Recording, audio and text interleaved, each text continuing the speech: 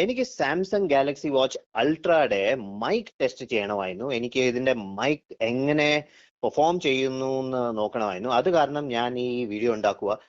ഈ വീഡിയോയിൽ ഞാൻ ഈ വാച്ചിന്റെ മൈക്ക് ഡിഫറെന്റ് സിനാരിയോസിൽ ടെസ്റ്റ് ചെയ്ത് നോക്കും, ഇത് എങ്ങനെയാ പെർഫോം ചെയ്യാൻ പോകുന്നത്. സോ ഇപ്പം നമ്മള് ആദ്യം ടെസ്റ്റ് വീഡിയോ നോക്കാം. ഈ വീഡിയോയിൽ കേൾക്കുന്ന എല്ലാ ഒച്ച ഈ മൈക്കിനാണ് റെക്കോർഡ് ചെയ്തത്. മൈക്ക് ഇവിടെയാണ്. സോ ആദ്യം ടെസ്റ്റ് വീഡിയോ നോക്കാം, അത് കഴിഞ്ഞ് ഇനി സംസാരിക്കാം. എന്നപ്പോ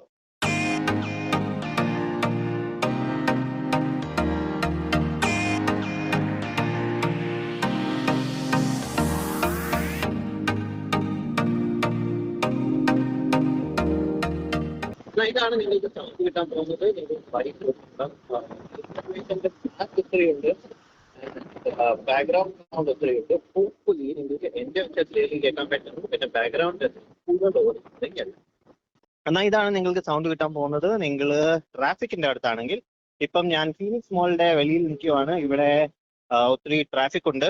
മറ്റേ സൈഡ് കുറച്ച് ജാം ആണ്. ഇവിടെയൊക്കെ വണ്ടികളുണ്ട്, പിന്നെ റോങ് സൈഡൊക്കെ ആൾക്കാർ പോകുന്നുണ്ട്. ഹോപ്പ്ഫുള്ളി നിങ്ങൾക്ക് എന്റെ ഒച്ച ക്ലിയർലി കേൾക്കാൻ പറ്റുന്നു. പിന്നെ ബാക്ക്ഗ്രൗണ്ട് സൗണ്ട് കൂടുതൽ ഓവർ പവറിങ് അല്ല. എന്നാൽ ഇതാണ് നിങ്ങൾക്ക് സൗണ്ട് കിട്ടാൻ പോകുന്നത്. നിങ്ങൾ ഒത്തിരി കാറ്റിന്റെ അടുത്താണെങ്കിൽ, ഇപ്പം ഞാൻ ഫീനിക്സിന്റെ വെളിയിൽ നിൽക്കുവാണ്. ഇവിടെ ഒത്തിരി കാറ്റുണ്ട്. ഹോപ്പ്ഫുള്ളി നിങ്ങൾക്ക് എന്റെ ഒച്ച ക്ലിയർലി കേൾക്കാൻ പറ്റുന്നു. പിന്നെ ബാക്ക്ഗ്രൗണ്ടിന്റെ സൗണ്ട്, പിന്നെ വിൻഡിന്റെ സൗണ്ട് കൂടുതൽ ഓവർ പവറിങ് അല്ല. എന്നാൽ ഇതാണ് നിങ്ങൾക്ക് സൗണ്ട് കിട്ടാൻ പോകുന്നത്. നിങ്ങൾ ആർക്കേഡിലാണെങ്കിൽ, ഞാനിപ്പം ഇവിടെ ബോളിംഗ് അതിന്റെ അടുത്ത് നിൽക്കുവാണ്. ഇവിടെ ഒത്തിരി മെഷീൻസ് ഒക്കെ ഉണ്ട്, ഒത്തിരി ഡിഫറെന്റ് സൗണ്ട്സ് ഒക്കെ ഉണ്ട്. ഹോപ്പ്ഫുള്ളി നിങ്ങൾക്ക് എന്റെ ഒച്ച ക്ലിയർലി കേൾക്കാൻ പറ്റുന്നു. പിന്നെ ബാക്ക്ഗ്രൗണ്ട് സൗണ്ട് കൂടുതൽ ഓവർ പവറിങ് അല്ല. എന്നാൽ ഇതാണ് നിങ്ങൾക്ക് സൗണ്ട് കിട്ടാൻ പോകുന്നത്. നിങ്ങൾ ഒത്തിരി ആൾക്കാരുടെ അടുത്താണെങ്കിൽ, ഇപ്പം ഞാൻ ഫുഡ് കോർട്ടിലാണ്. ഇവിടെ ഒത്തിരി ഒച്ചയുണ്ട്. സാറ്റർഡേ ആണ്, അത് കാരണം എല്ലാം ക്രൗഡഡാണ്. ഹോപ്പ്ഫുള്ളി നിങ്ങൾക്ക് എന്റെ ഒച്ച ക്ലിയർലി കേൾക്കാൻ പറ്റുന്നു. പിന്നെ ബാക്ക്ഗ്രൗണ്ട് സൗണ്ട് കൂടുതൽ ഓവർ പവറിങ് അല്ല. എന്നാൽ ഇതാണ് നിങ്ങൾക്ക് സൗണ്ട് കിട്ടാൻ പോകുന്നത്. നിങ്ങൾ ഒത്തിരി വെള്ളത്തിന്റെ അടുത്താണെങ്കിൽ, ഇപ്പം ഞാൻ സീസൺസ് മോളിന്റെ വെളിയിൽ നിൽക്കുവാണ്. ഇവിടെ 70 വാട്ടർ ഫൗണ്ടൻസ് ഉണ്ട്. ഹോപ്പ്ഫുള്ളി നിങ്ങൾക്ക് എന്റെ ഒച്ച ക്ലിയർലി കേൾക്കാൻ പറ്റുന്നു. പിന്നെ ബാക്ക്ഗ്രൗണ്ട് സൗണ്ട് കൂടുതൽ ഓവർ പവറിങ് അല്ല. ഓക്കെ, നിങ്ങൾ വീഡിയോ കണ്ടു കഴിഞ്ഞു. ഇപ്പം നമുക്ക് സംസാരിക്കാം എന്റെ എക്സ്പീരിയൻസ് എങ്ങനെയായിരുന്നു എന്ന്. സോ ബേസിക്കലി ഏത് സിനാരിയോയിലും ഇത് യൂസ് ചെയ്താലും ഇതിന്റെ മൈക്കിന്റെ സൗണ്ട് ക്വാളിറ്റി ഒത്തിരി നല്ലതാ. ആർക്കേഡ് സിറ്റുവേഷനിൽ ഇതിന്റെ സൗണ്ട് കുറച്ച് കേടായി പോയി. പക്ഷെ അത് നോർമൽ ആണ്. എല്ലാ noise cancelling earphones arcade situation അത്ര ഹാൻഡിൽ ചെയ്യാൻ പറ്റില്ല. കാരണം അവിടെ ഒരു 20 മെഷീൻസ് ഉണ്ട്. എല്ലാ 20 മെഷീനിനും വേറെ വേറെ സൗണ്ട് വരുവാണ്.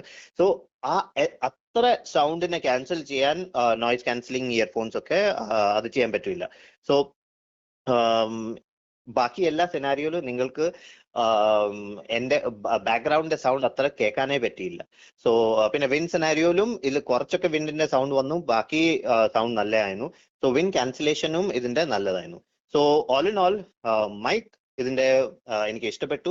നിങ്ങൾക്ക് ഇതുകൊണ്ട് ഫോൺ എടുക്കണമെങ്കിൽ, കോളിങ്ങിന് വേണ്ടിയിട്ട് യൂസ് ചെയ്യണമെങ്കിൽ ഇത് ഒത്തിരി നല്ല ഡിവൈസ് ആണ്.